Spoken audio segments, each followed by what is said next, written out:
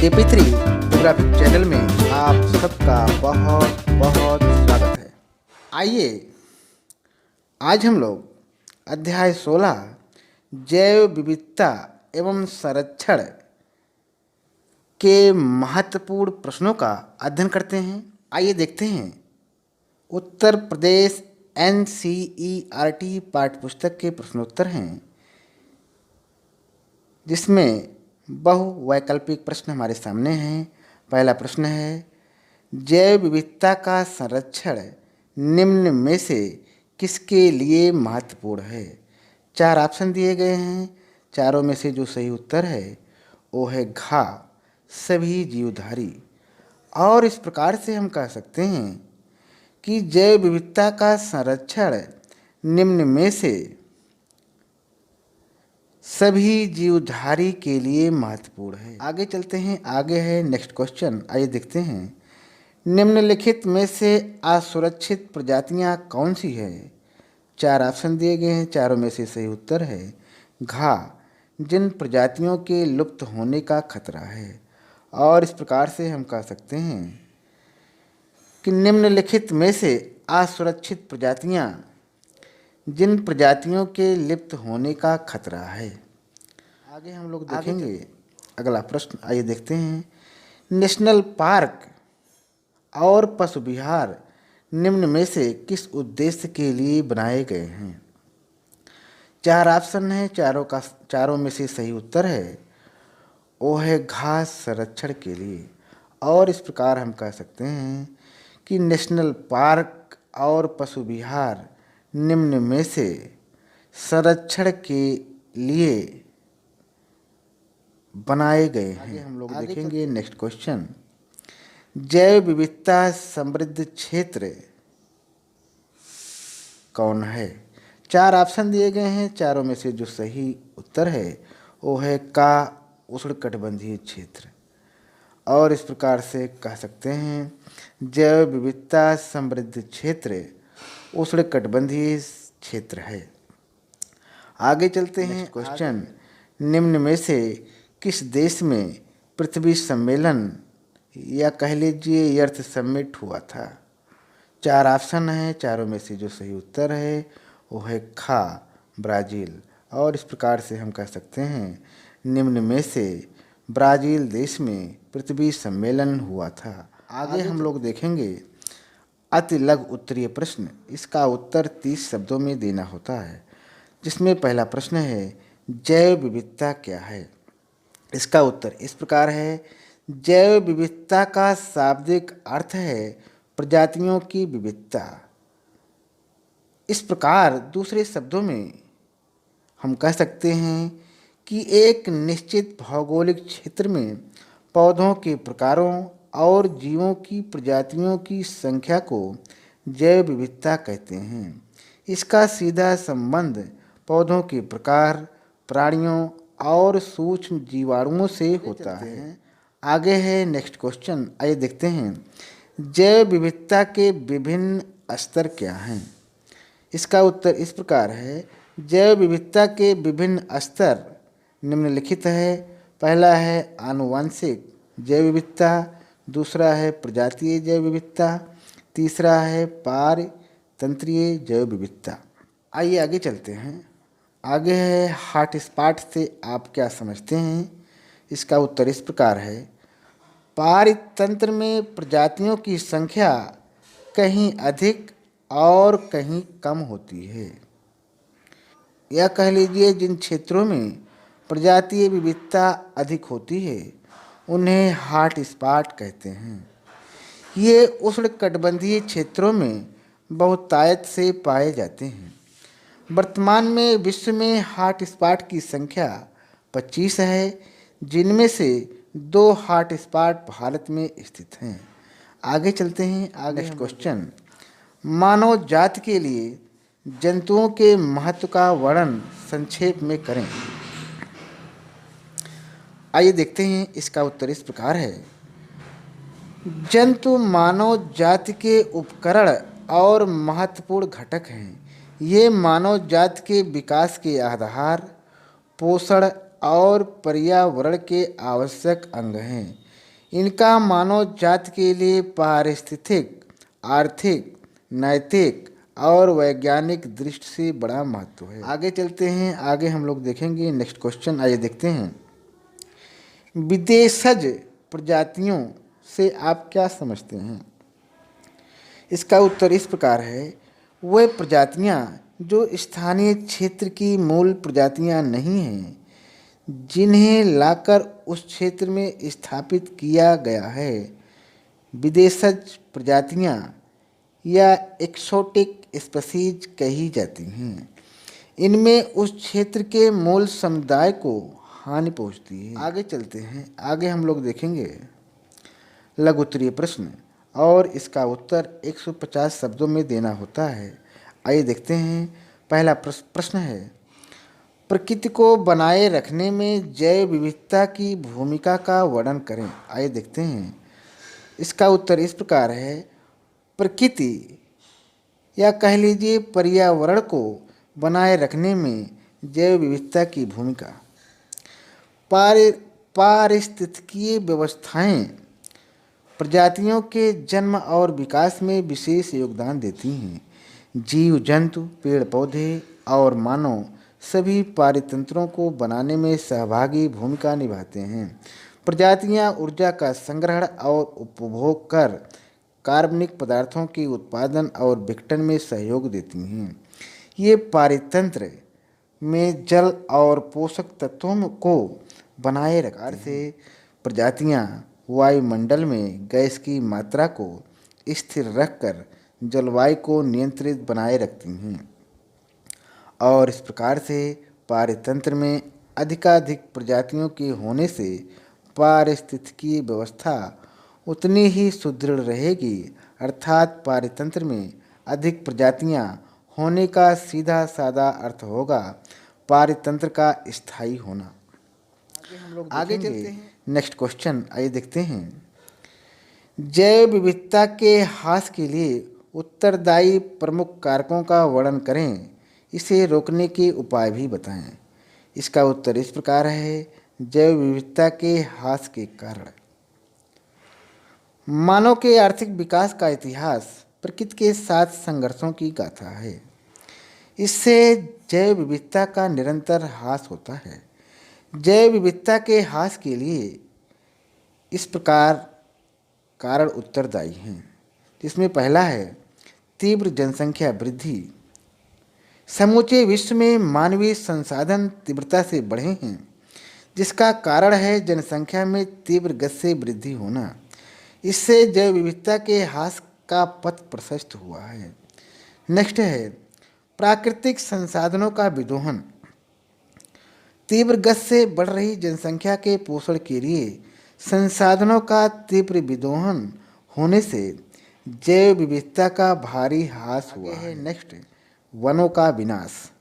बढ़ती जनसंख्या भोजन, वस्त्र, आवास तथा आजीविका के साधन उपलब्ध कराने के लिए मानव ने हरे सोने पर कुल्हाड़ा चलाकर जैव विविधता के ह्रास में महत्वपूर्ण भूमिका निभाई है। प्राकृतिक आवासों का विनाश। आइए देखते हैं, वन्य जीवों के शरण स्थल और प्राकृतिक आवास थे।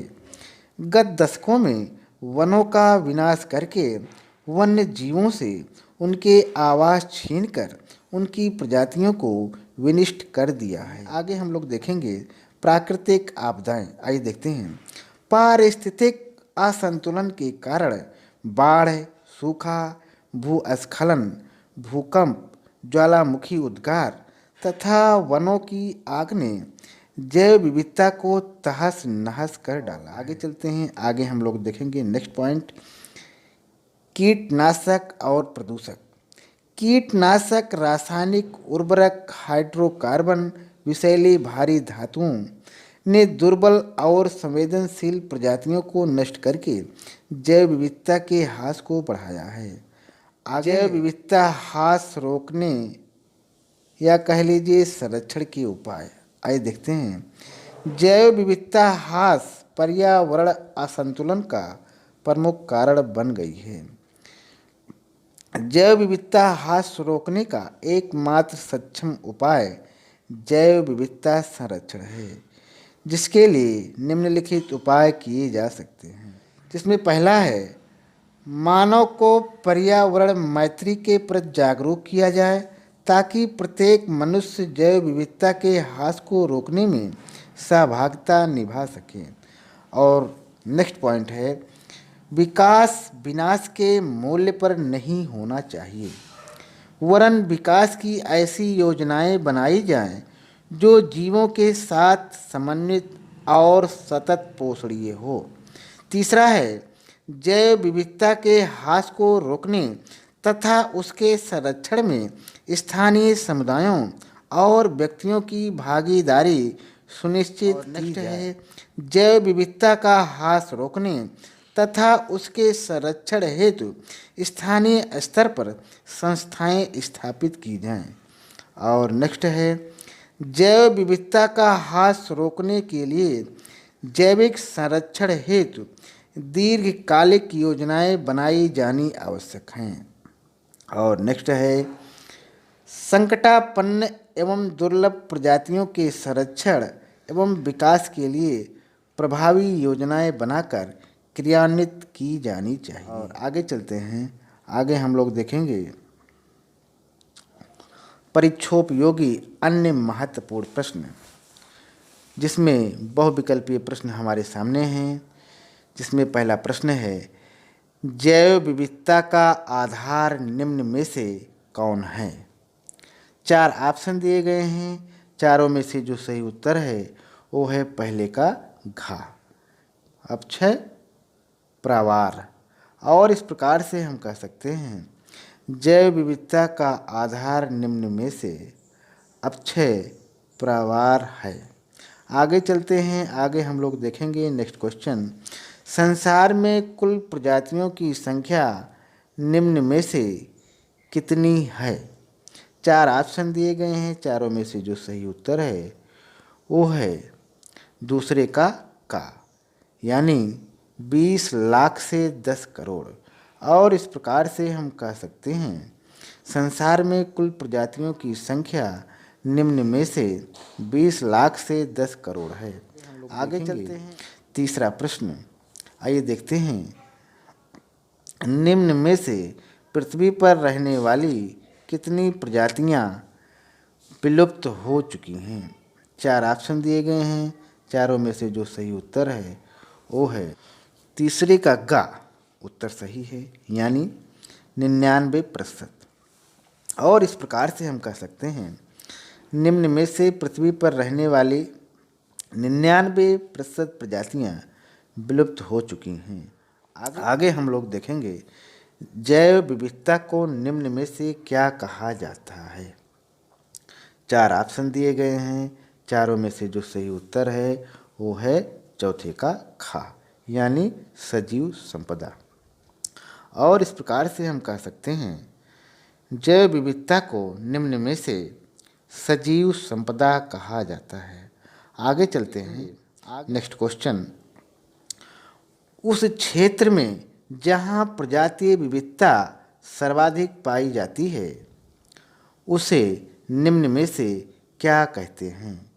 4 ऑप्शन दिए गए हैं, चारों में से जो सही उत्तर है वो है पांचवें का खा, उत्तर सही है, यानी हॉट स्पॉट। और इस प्रकार से हम कह सकते हैं, उस क्षेत्र में जहाँ प्रजातीय विविधता सर्वाधिक पाई जाती है उसे निम्न में से हॉट स्पॉट कहते हैं। आगे चलते हैं, आगे हम लोग देखेंगे नेक्स्ट क्वेश्चन, आइए देखते हैं, भारत सरकार ने वाइल्ड लाइफ एक्ट कब पास किया? 4 ऑप्शन हैं, चारों में से जो सही उत्तर है वो है छठे का यानी 1972 ईस्वी। और इस प्रकार से हम कह सकते हैं, भारत सरकार ने वाइल्ड लाइफ एक्ट 1972 ईस्वी में पास किया। आगे चलते हैं, आगे हम लोग देखेंगे next question, international union for the conservation of nature and natural resources IUCN विश्व की सभी संकटापन्न प्रजातियों के बारे में किस नाम से सूचना प्रकाशित करता है? 4 ऑप्शन दिए गए हैं, चारों में से जो सही उत्तर है वो है 7वें का घ उत्तर सही है, यानी रेड लिस्ट। और इस प्रकार से हम कह सकते हैं international union for the conservation of nature and natural resources IUCN विश्व की सभी संकटापन्न प्रजातियों के बारे में रेड लिस्ट नाम से सूचना प्रकाशित करता है। ठीक, आगे चलते हैं। आगे हम लोग देखेंगे नेक्स्ट क्वेश्चन। आइए देखते हैं, जैव विविधता से संबंधित सम्मेलन कब और कहाँ हुआ था। 4 ऑप्शन दिए गए हैं, चारों में से जो सही उत्तर है वो है 8वें का ख उत्तर सही है, यानी रियो डी जेनेरो 1992 ईस्वी। और इस प्रकार हम कह सकते हैं जैव विविधता से संबंधित सम्मेलन 1992 ईस्वी में रियो डी जेनेरो में हुआ था। आगे चलते हैं, आगे नेक्स्ट क्वेश्चन, वे प्रजातियां जो स्थानीय आवास की मूल जैव प्रजाति नहीं है लेकिन उस तंत्र में स्थापित की गई है, उन्हें कहा जाता है क्या। 4 ऑप्शन दिए गए हैं, चारों में से जो सही उत्तर है वो है 9वें का उत्तर सही है। और इस प्रकार से हम कह सकते हैं विदेशज प्रजातियां। इस प्रकार हम कह सकते हैं कि वे प्रजातियां जो स्थानीय आवास की मूल जैव प्रजाति नहीं है लेकिन उस तंत्र में स्थापित की गई है, उन्हें विदेशज प्रजातियां कहा जाता है। आगे हम लोग देखेंगे प्रोजेक्ट टाइगर कब शुरू हुआ। 4 ऑप्शन दिए गए हैं, चारों में से सही उत्तर है 10वें का ग, यानी 1973 ईस्वी। और इस प्रकार से हम कह सकते हैं प्रोजेक्ट टाइगर 1973 ईस्वी में शुरू हुआ। आगे हम लोग देखेंगे कि रियो डी जेनेरो ब्राज़ील में अर्थ समिट पृथ्वी सम्मेलन कब हुआ। 4 ऑप्शन दिए गए हैं, चारों में से सही उत्तर है 11वें का ग उत्तर सही है, यानी 1992 ईस्वी। और इस प्रकार हम कह सकते हैं रियो डी जेनेरो ब्राज़ील में अर्थ समिट पृथ्वी शिखर सम्मेलन 1992 ईस्वी में संपन्न हुआ। आगे चलते हैं, आगे हम लोग देखेंगे नेक्स्ट क्वेश्चन, भारत सरकार ने प्राकृतिक सीमाओं के भीतर विभिन्न प्रकार की प्रजातियों को बचाने, संरक्षित करने और विस्तार करने के लिए 1972 ईस्वी में कौन सा अधिनियम पारित किया। 4 ऑप्शन दिए गए हैं, चारों में से जो सही उत्तर है वो है 12वें का ग उत्तर सही है, यानी वन्य जीव सुरक्षा अधिनियम। और इस प्रकार से हम कह सकते हैं भारत सरकार ने प्राकृतिक सीमाओं के भीतर विभिन्न प्रकार की प्रजातियों को बचाने, संरक्षित करने और विस्तार करने के लिए 1972 ईस्वी में वन्य जीव सुरक्षा अधिनियम पारित किया। आगे हम लोग देखेंगे नेक्स्ट क्वेश्चन, कौन सा देश महाविविधता केंद्र नहीं है। 4 ऑप्शन दिए गए हैं, चारों में से सही उत्तर है 13वें का घ उत्तर सही है, यानी अमेरिका व कनाडा। और इस प्रकार से हम कह सकते हैं कि अमेरिका व कनाडा देश महाविविधता केंद्र नहीं है। आगे हम लोग देखेंगे कौन से देश में जहां पाए जाने वाले कुल पौधों व जीवों में से 85% पौधे व जीव संसार में अन्यत्र कहीं भी नहीं पाए जाते। 4 ऑप्शन दिए गए हैं, चारों में से जो सही उत्तर है वो है 14वें का ग उत्तर सही है, यानी मेडागास्कर। और इस प्रकार से हम कह सकते हैं कि मेडागास्कर देश में जहां पाए जाने वाले कुल पौधों व जीवों में से 85% पौधे व जीव संसार में अन्यत्र कहीं भी नहीं पाए जाते। आइए आगे चलते हैं, आगे हम लोग देखेंगे नेक्स्ट क्वेश्चन, या कह लीजिए अंतिम प्रश्न है, जो विभिन्नताएं आकृतिक, शरीर क्रियात्मक तथा आनुवंशिक लक्षणों द्वारा प्रतिबिंबित होती है क्या कहलाती है। 4 ऑप्शन दिए गए हैं, चारों में से जो सही उत्तर है वो है 15वें का खा उत्तर सही है, यानी प्रजातीय विविधता। और इस प्रकार हम कह सकते हैं कि जो विभिन्नताएं आकृतिक, शरीर, क्रियात्मक तथा आनुवंशिक लक्षणों द्वारा प्रतिबिंबित होती है, प्रजातीय विविधता कहलाती है। और इस प्रकार हम लोगों ने अध्याय 16 के महत्वपूर्ण प्रश्नों का अध्ययन किया। आज यहीं तक। बहुत बहुत धन्यवाद।